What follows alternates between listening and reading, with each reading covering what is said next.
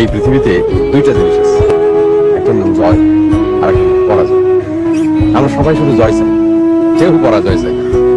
কিন্তু জয় পাইতে হলে পরাজয়ের ভিতর থেকে মানুষ এক সময় না এক সময় জয়ী হয়। পরাজিত হবার জন্য মানুষের জন্ম হয় নাই। পৃথিবীর সবচেয়ে সুন্দর দৃশ্য কি জানেন ভাইজান?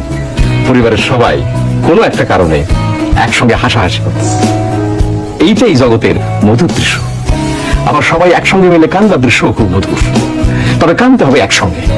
এই যেমন ধরেন, আপনার মায়ের যখন মৃত্যু হবে, আপনারা সবাই মিলে কাঁদবেন, সেই দৃশ্য বড় মধুর দৃশ্য হবে। ভালোবাসা হলো কাঁচা সবজির মতো, নষ্ট হয়ে যায়। এই জন্য ভালোবাসা বুকের মধ্যে লুকায় রাখতে হয়।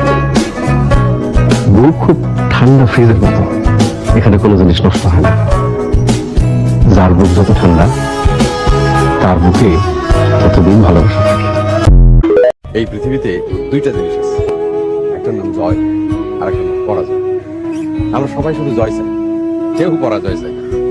কিন্তু জয় পাইতে হলে পরাজয়ের ভিতর থেকে মানুষ এক সময় না এক সময় জয়ী হয়। পরাজিত হবার জন্য মানুষের জন্ম হয় নাই। পৃথিবীর সবচেয়ে সুন্দর দৃশ্য কি জানেন ভাইজান?